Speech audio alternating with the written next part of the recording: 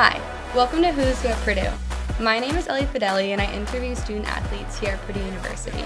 The purpose of the show is to highlight sports that deserve more media recognition. Today I'm joined by Jordan Rzepka, a member of the men's swim and dive team here, where he has a boatload of achievements, including being a 3-time national champion on the 10-meter platform, placing 6th place at the World Diving Championships in 2022 and 23, and being a 3-time silver medalist at the Big Ten Championships. And on top of that, he's competed in the past 2 Olympic diving trials. Jordan, I'm so excited to be sitting down with you today. I'm happy to be here. Thank you for having me. Since a lot of people don't know about diving, do you mind breaking down how the training goes and what the competitions look like? Absolutely. So, diving is I would say it's a very different sport than most others. We don't do what your typical sports teams look like.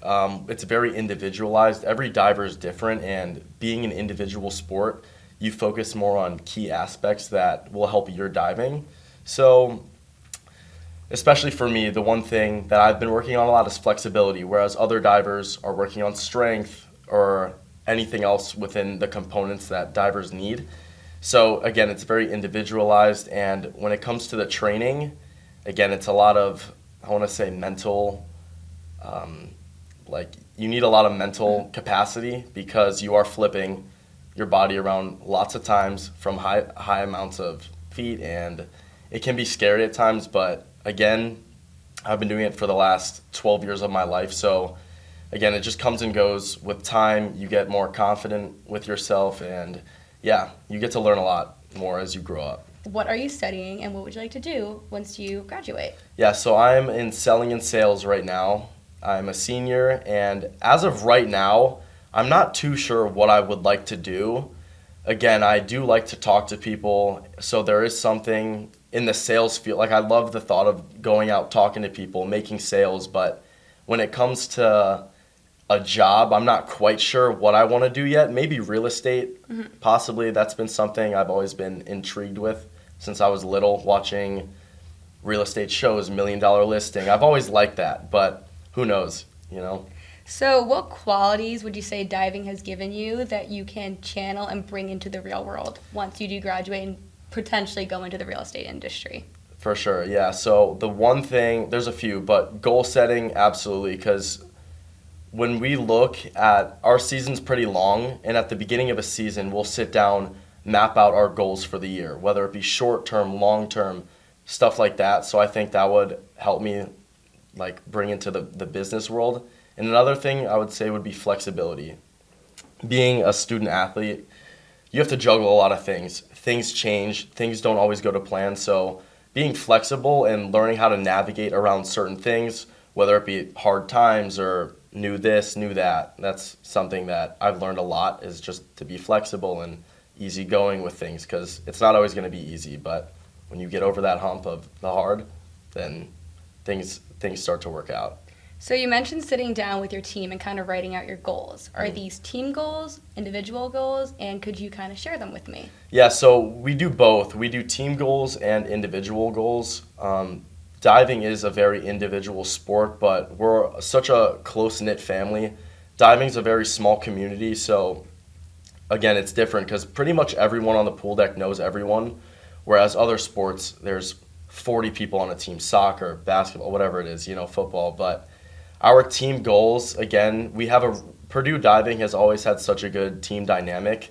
We've always been so close, whether it be with the coaches, each other. We've all known each other for a long time, so our goals for this year is to it's hard to say because, again, we're all in different places, but I think we want the whole team to make NCAAs. That would be a really good achievement as a team, to have everyone there. And some individual goals of mine, I would say to win Big Tens and NCAAs this year.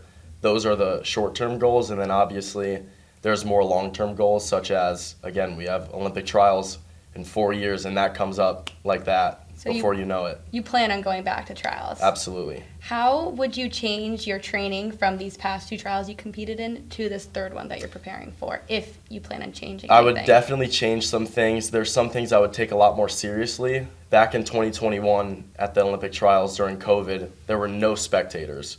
And I remember walking into that meet being in such a weird place because I was excited to compete, but I was so nervous at the same time because I haven't had that level of intensity yet.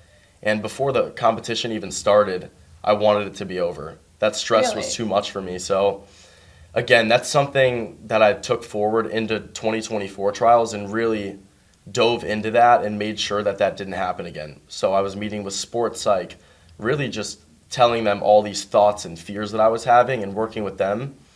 So that was one thing that helped me a ton for this trials. And again, I just plan to keep meeting with them and learning as much as I possibly can for the 2028 trials. Well, it's great to hear that you really understood how to stay mentally healthy and how to prepare for such a high level of competition. Personally, I don't think I could do that. Yeah. So I definitely applaud you for that. Thank you. And kind of, since you're planning out your future and you do see yourself diving for the next few years, how would you like to see the sport advance while you're still participating, but even after you kind of finish with that?